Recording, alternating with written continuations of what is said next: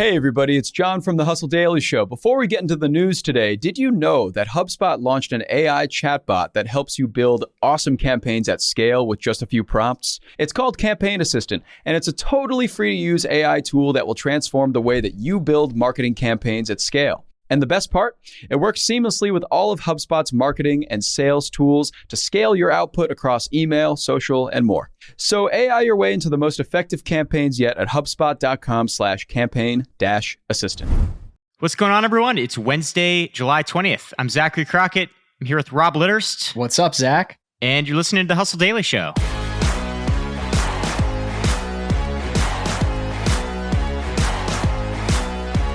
Today, we're talking about nostalgic millennials, right, Rob?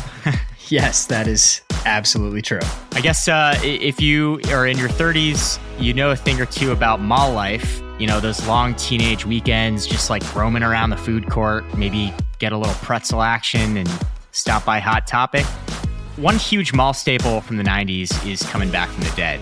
We're going to be talking about Claire's, that place where everyone had their ears pierced in the 90s. It's making a big comeback, and it's finding a new audience with Gen Z.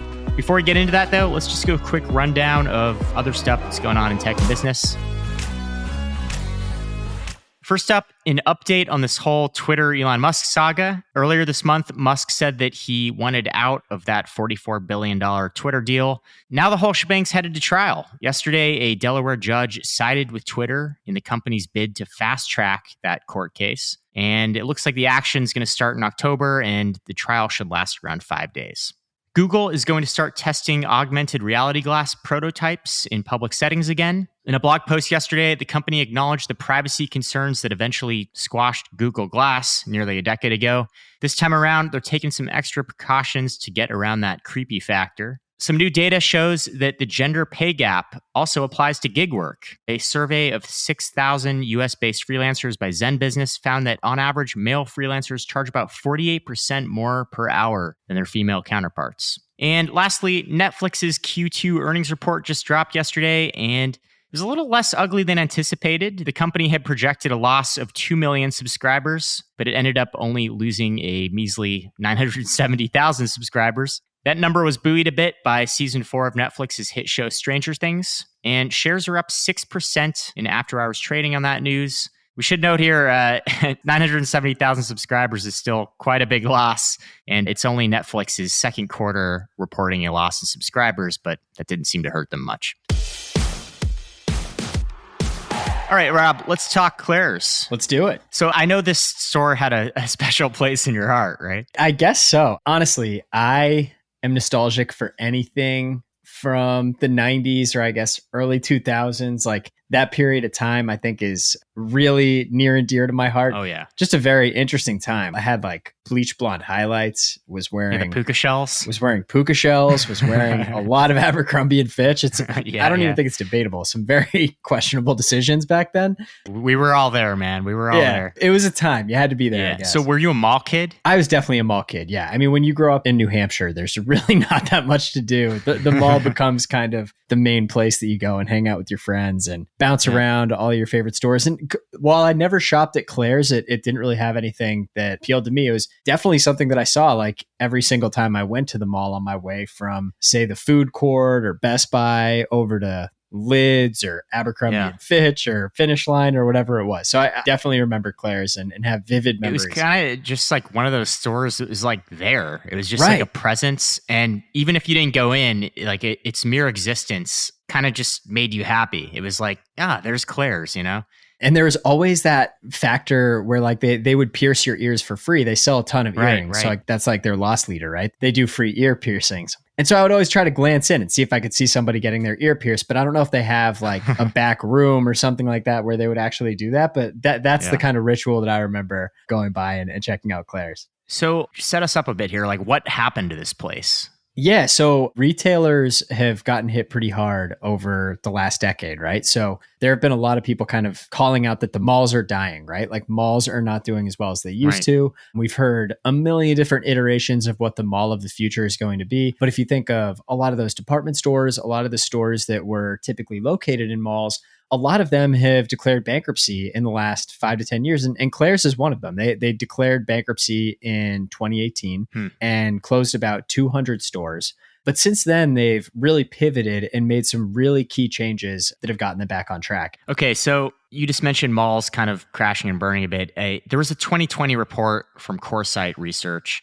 It estimated that 25% of America's 1,000 malls would close over the next 3 to 5 years. Wow. Obviously, the mall is having a bit of a rough time right now in America. But I guess the question is, if the mall's dying, what's going on with Claire's? How are they thriving? Yeah, that's a great question. And honestly, their location strategy plays a huge role in this. So they had a new CEO take over, I believe in 2019, named Ryan Vero. At that point in 2019, 80% of Claire's stores were in malls. Since then, they've doubled their non-mall locations. They've exited underperforming malls, and they've made a really kind of intentional decision that we only want to stay in malls that are still kind of like the main shopping area for people that live in this neighborhood. So they're getting off those sinking ships. Exactly. And if it's not a mall, like they'll go to some of those like outdoor centers and put themselves there, and some of these other kind of shopping experiences that have opened up during the pandemic that are a little bit different than the mall. They've kind of repositioned themselves and become a lot more open, I think, to expanding to those sorts of locations rather than being so constrained to malls. There's a couple other reasons too. 100%. A big thing that they've done, they've been pushing on this since 2013. Have you heard of these kind of like partner store within a store type strategies?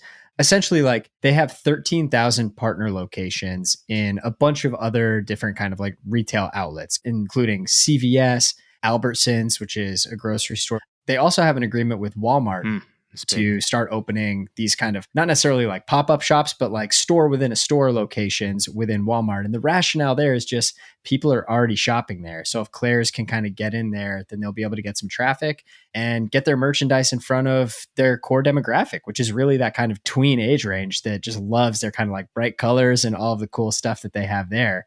And that's another big reason for their resurgence. They've really kind of stayed close to the ground as far as trends go. And they have evolved their inventory to match the times. I think when anybody thinks about Claire's, they probably think about jewelry, earrings, makeup to some extent, some kind of cool little like kitschy things that you can wear or kind of tack onto your backpack. They've started offering a wide selection of iPhone covers and Pride accessories to go along with all that stuff to kind of get with the times. And then, of course, you've got kind of this more macro trend going on in the background that's really given them a secondary boost, which is just that the 90s are big right now. Exactly.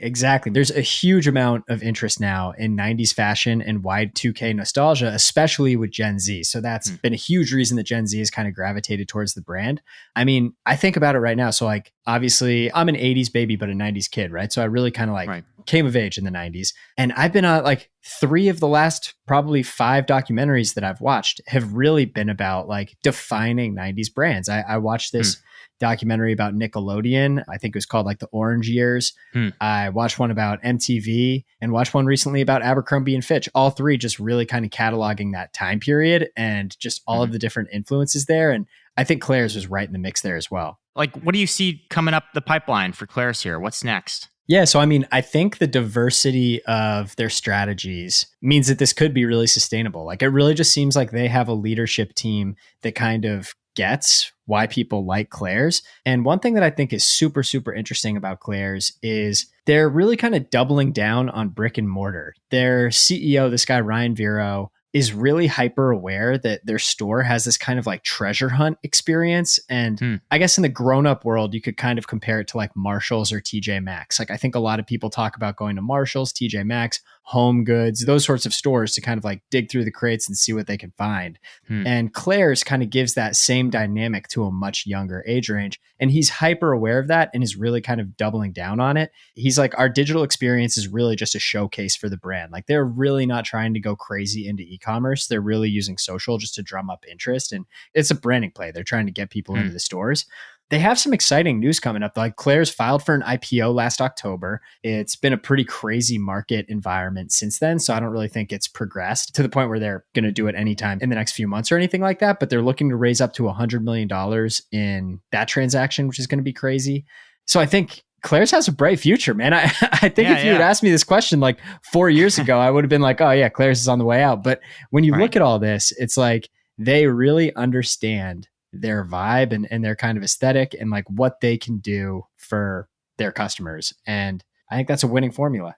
Yeah, it's smart that they're kind of anticipating a digital backlash. You know, you have a lot of Gen Z kids reared on technology their whole lives. You know, they get up into their teens and they're like, man, there's a whole world out there. We can go look through record crates at record stores and find things and go to vintage shops. And there are worlds that exist outside of TikTok and iPhones. And, you know, it's hard to find kind of those gems unless you go out to some of these wackier shops and just trawl through stuff with your hands, you know? I don't know, man. There's something about that kind of collection of stores at the mall and being in person and running into people that you go to school with and all that good stuff. It just goes right back to childhood, man. It's funny memories. Yeah. And you had mentioned the nostalgia economy, just the resurgence of 90s. Fashion is obviously very cyclical. It always comes back. I read an interesting kind of related case study about Fila, the shoe company Fila. Oh, yeah, of course. So they debuted this shoe in 1996. I think it was called the Disruptor or something. And they just relaunched that shoe a few years ago. They called it the Disruptor 2. It came in like all this different colored suede patterns and stuff, and it was really on trend. And the shoe was actually named Footwear News' 2018 Shoe of the Year. What? This was a shoe that had originally debuted back in the 90s.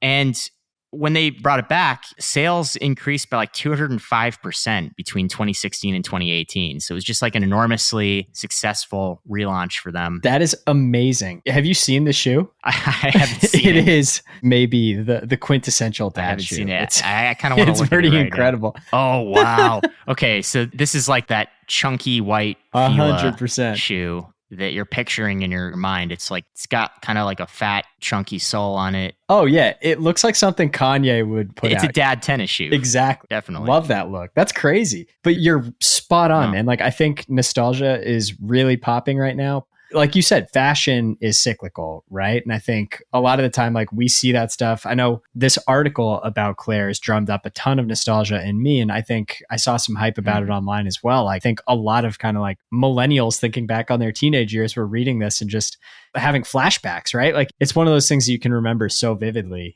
And I mean, you mentioned Stranger Things at the top of the show in relation to Netflix's results. And I think Stranger Things really taps into that nostalgia wave as well. When you think about season 1 and how it kind of tapped into that like 80s kids in the basement playing D&D, like, I don't know. I think there's something about that just got people so excited about that show. I haven't substantiated this, but I saw someone post some data on the resurgence of Walkmans. Oh my God. Like tape players. Way.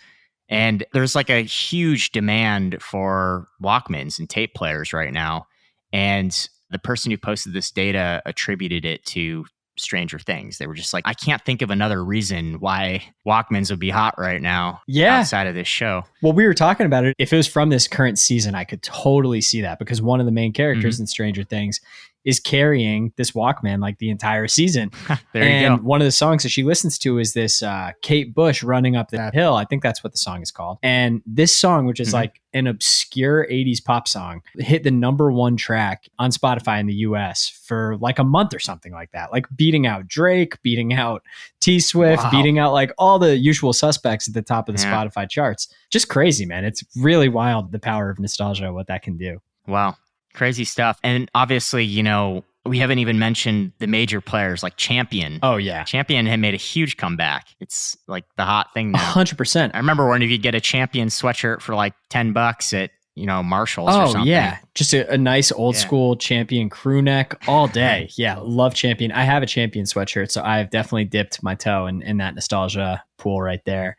Yeah. We were talking about Radio Shack the other week.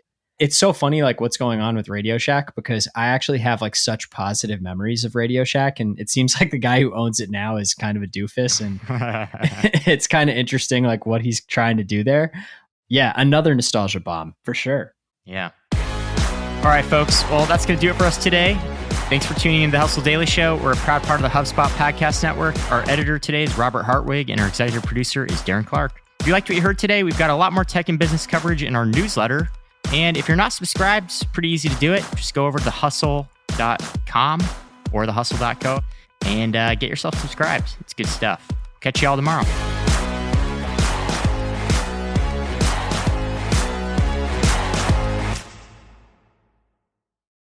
Hey guys, if you listen to the Hustle Daily Show on Google Podcasts, we want to let you know that the option will no longer be available pretty soon. Google is sunsetting its podcast app sometime in early 2024 in favor of YouTube Music, and we want to give you a heads up before it's too late, since that time's almost here. The Hustle Daily Show is available everywhere and anywhere that you listen to podcasts, like Apple Podcasts and Spotify. If you're using YouTube Music, we are there as well. If you're an Android fan, there are plenty of apps like Overcast, Pocket Casts, Player FM, and more. So just search for us wherever you decide to listen to your favorite podcasts.